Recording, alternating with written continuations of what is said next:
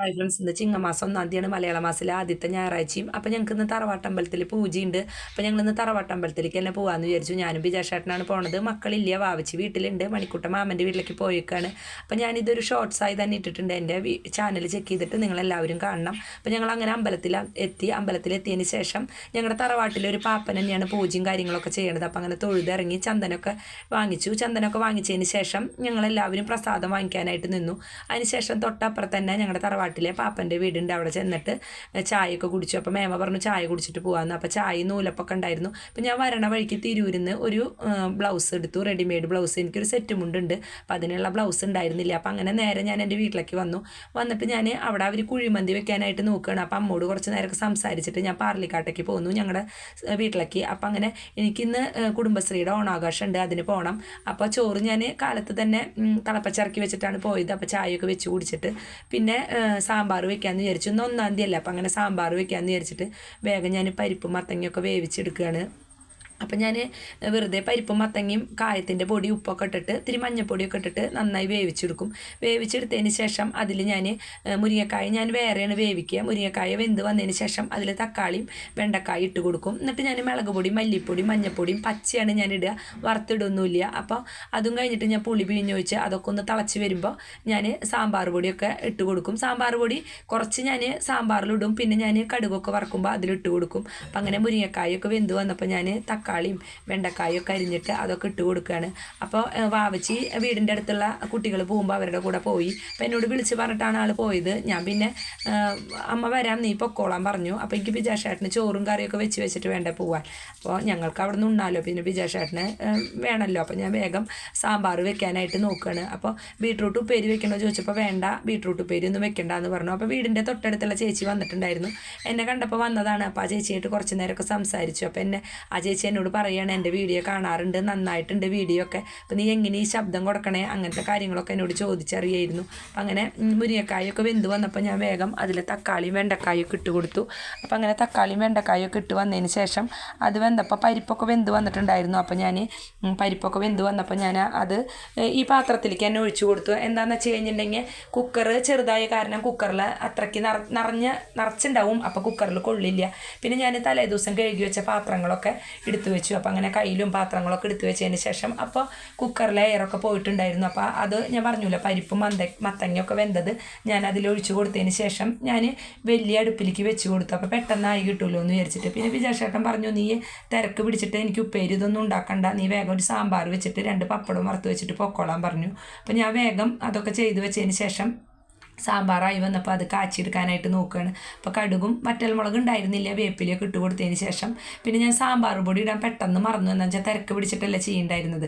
പിന്നെ ആ ചേച്ചി എന്നോട് സംസാരിച്ച് നിൽക്കണുണ്ടായിരുന്നു. അപ്പോൾ ആ ചേച്ചിയോട് വർത്താനം പറഞ്ഞിട്ട് അങ്ങനെ സാമ്പാർ പൊടി ഒന്നും ഇട്ടില്ല. പക്ഷേ ഞാൻ സാമ്പാറിൽ പൊടിയൊക്കെ ഞാൻ കലക്കി ഒഴിച്ചിട്ടുണ്ടായിരുന്നു. അപ്പം അങ്ങനെ അതൊക്കെ ആയി വന്നതിന് ശേഷം ഞാൻ പപ്പടവും വറുത്തെടുത്തു. അപ്പോൾ ബിജാഷേട്ടനോട് പറഞ്ഞു, ഞാൻ അവിടെ ചെന്നിട്ട് വിളിച്ചു ചോദിച്ചപ്പോൾ നല്ല ടേസ്റ്റ് ഉണ്ടായിരുന്നു, സാമ്പാർ നല്ല രസം ഉണ്ടായിരുന്നു എന്ന് പറഞ്ഞു. നാളികേരമൊന്നും അരച്ചിട്ടില്ല, വെറുതെ ഞാൻ പൊടിയിട്ട സാമ്പാറാണ് വെച്ചത്. അപ്പം അങ്ങനെ പപ്പടവും വറുത്തെടുത്തതിന് ശേഷം പിന്നെ വാവച്ചി അടിച്ചു വാരലും തുടക്കലൊക്കെ ചെയ്തിട്ടുണ്ടായിരുന്നു. പക്ഷേ എന്നാലും ഞാൻ ഒന്നും കൂടി ചെയ്തു. അവൾ ചെയ്താൽ വൃത്തിയാവും, പക്ഷേ നമ്മൾ ചെയ്യണ അത്ര വൃത്തിയാവില്ലല്ലോ. പിന്നെ ഞാൻ പറഞ്ഞല്ലോ, ടൈലൊന്നും ഇടാത്ത കാരണം നല്ല പൊടിയാണ്, എത്ര അടിച്ചാലും എത്ര ഇതായാലും നന്നായിട്ട് പൊടി ഉണ്ടാവും. അപ്പം ഞാൻ ഒന്നും കൂടി അവിടേക്ക് ഒന്ന് അടിച്ചു വാരാനും കാര്യങ്ങളൊക്കെ ചെയ്തു. പിന്നെ ഞാൻ അമ്പലത്തിൽ പോയി വന്ന ഡ്രസ്സൊന്നും മാറിയിട്ടുണ്ടായിരുന്നില്ല.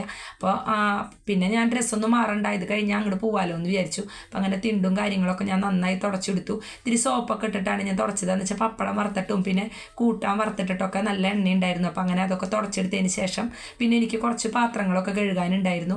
ഇപ്പോൾ ഞാൻ വെച്ച പാത്രങ്ങളൊക്കെ ഉണ്ടായിരുന്നു. അപ്പോൾ ഞാൻ അതൊക്കെ വേഗം കഴുകിയെടുത്തു. അപ്പോൾ നല്ലോണം മഴക്കാരുണ്ട്. അപ്പോൾ ബിജാഷേട്ടൻ എന്നോട് പറഞ്ഞു, നീ മഴ പെയ്യുമ്പോഴേക്കും വേഗം പൊക്കോ, ബാക്കിയുള്ള പണികളൊക്കെ വന്നിട്ട് ചെയ്താൽ മതി എന്ന് പറഞ്ഞു. പക്ഷേ ഞാൻ വേണ്ട, എനിക്ക് പിന്നെ വന്നു കഴിഞ്ഞാൽ ഒരു ഭാഗത്ത് ഇരിക്കാമല്ലോ എന്ന് വിചാരിച്ചിട്ട് ഞാൻ വേഗം എല്ലാ പാത്രങ്ങളും കഴുകിയെടുക്കാനും സിങ്ക് കഴുകാനും അങ്ങനത്തെ കാര്യങ്ങളൊക്കെ ചെയ്തു. അപ്പോൾ വാവച്ചി മാഗി ഉണ്ടാക്കി കഴിച്ചിട്ടുണ്ടായിരുന്നു. ആ പാത്രമൊക്കെ ആൾ കഴുകി വെച്ചിട്ടുണ്ടായിരുന്നു.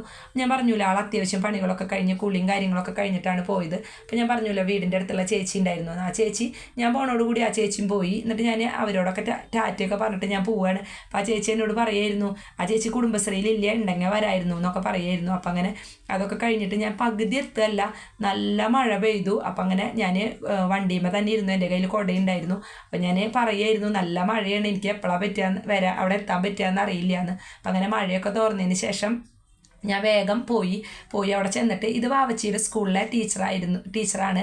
അതായത് വടക്കാഞ്ചേരി ഗേൾസ് സ്കൂളിലെ ആ ടീച്ചർ പാട്ടൊക്കെ പാടി. അപ്പോൾ ഞാൻ ടീച്ചറുടെ പാട്ട് ഇങ്ങനെ വോയിസ് കളയണ്ടെന്ന് വിചാരിച്ചു. പക്ഷേ നോക്കുമ്പോൾ കോപ്പിറൈറ്റ് വരും എല്ലാം കൂടിയിട്ടാകുമ്പോൾ. അപ്പോൾ ഞാൻ അതൊക്കെ കളഞ്ഞു.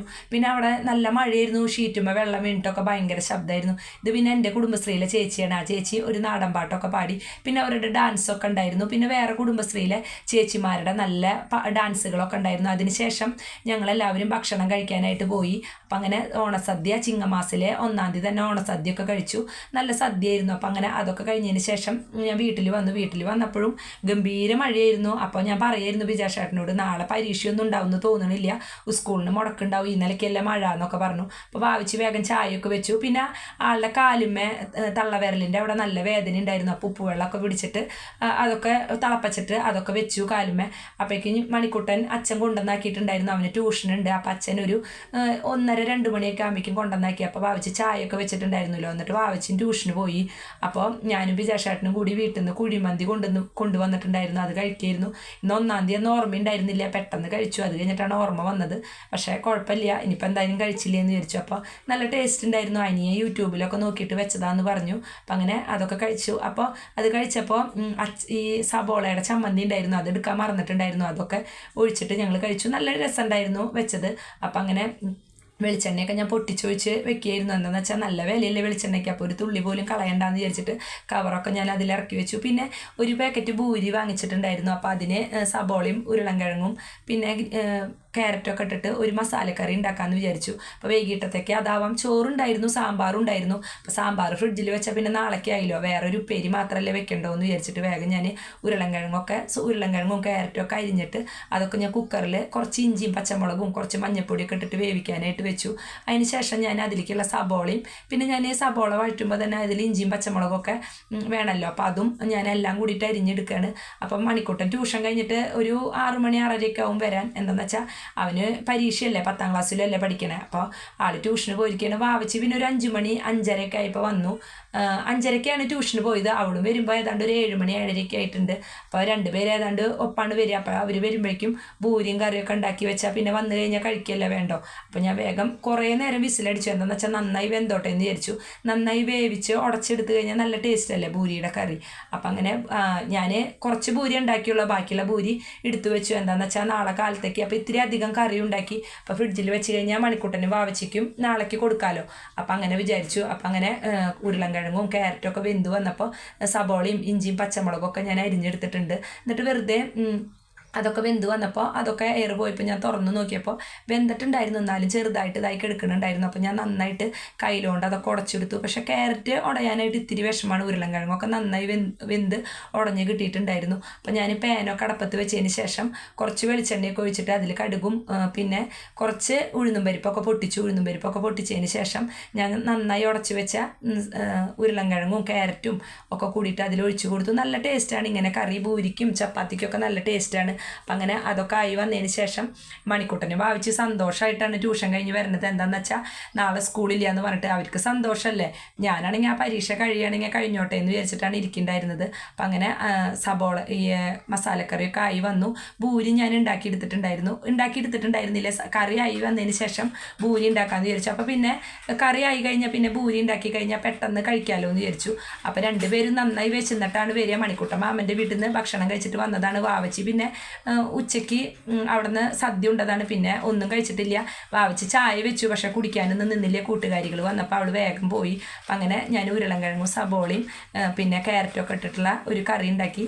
നല്ല ടേസ്റ്റ് ഉണ്ടായിരുന്നു. മല്ലിയിലൊക്കെ ഉണ്ടെങ്കിൽ അതിൻ്റെ മുകളിൽ ഇട്ട് കൊടുത്താൽ നല്ല ടേസ്റ്റാണ്. പിന്നെ ഇവിടെ മസാലയൊന്നും ഇടുന്നത് അത്ര ഇഷ്ടമല്ല. അപ്പം ഞാൻ 2 പെരിഞ്ജീരകം അതിൽ കടുക് പൊട്ടിക്കുമ്പോൾ അതിൽ പൊട്ടിച്ചു. നല്ല ടേസ്റ്റ് ഉണ്ടായിരുന്നു. അപ്പം അങ്ങനെ അതൊക്കെ ആയി വന്നപ്പോൾ ഞാൻ മാറ്റി വെച്ചതിന് ശേഷം ഇനി ഭൂരി ഉണ്ടാക്കാനായിട്ട് നോക്കുകയാണ്. പിന്നെ കുഴയ്ക്കും പരത്തും ചൂടും ഒന്നും വേണ്ടല്ലോ, പാക്കറ്റായ കാരണം പെട്ടെന്ന് വറുത്തെടുക്കാമല്ലോ എന്ന് വിചാരിച്ചു. അപ്പോൾ ഞാൻ ഓയിലാണ് ചെയ്തത്. എന്താണെന്ന് വെച്ചാൽ വെളിച്ചെണ്ണയ്ക്ക് ഭയങ്കര വിലയായി കാരണം ഞാൻ മീൻ കറിയിലേക്കും അങ്ങനെ ഇറച്ചിയൊക്കെ വാങ്ങുകയാണെങ്കിൽ മാത്രമേ വെളിച്ചെണ്ണ എടുക്കാറുള്ളൂ.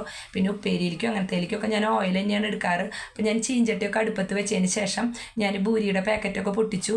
അപ്പോൾ ഇത്തിരി പൊടിയൊക്കെ ഉണ്ടായിരുന്നു അതുമേ, പക്ഷെ എന്നാലും സാരമില്ല, നന്നായിട്ടുണ്ടായിരുന്നു. അപ്പോൾ ഞാൻ നാളേക്കുള്ള അരിയൊക്കെ തിളപ്പിക്കാനായിട്ട് അടുപ്പത്ത് വെച്ചിട്ടുണ്ട്.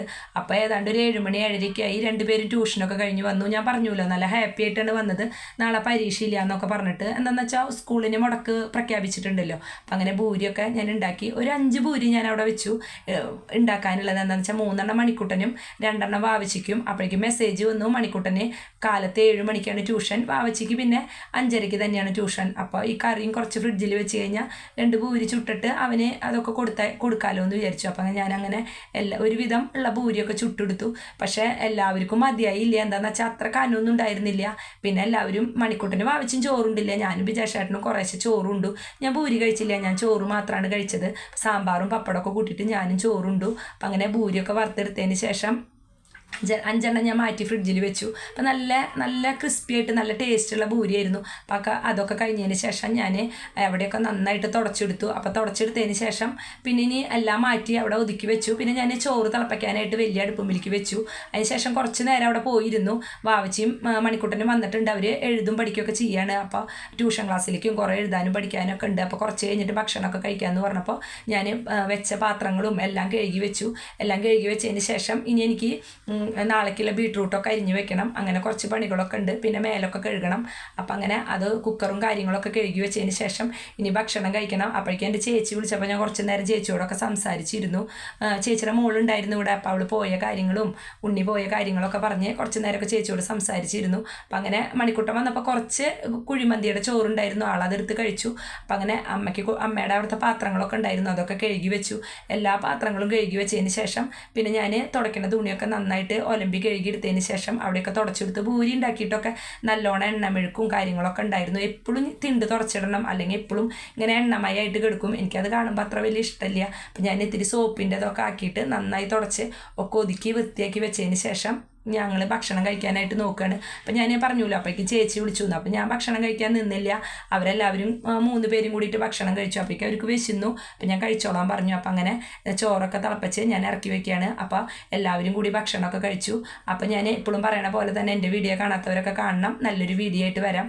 അതൊക്കെ കഴിഞ്ഞതിന് ശേഷം വാവച്ചിക്ക് പഴം ഉണ്ടായിരുന്നു, അത് ഫ്രൈ ചെയ്യണമെന്ന് പറഞ്ഞിട്ട് മണിക്കൂട്ടനോട് തരില്ല എന്ന് പറയായിരുന്നു. അപ്പം നല്ലൊരു വീഡിയോ ആയിട്ട് വരാം.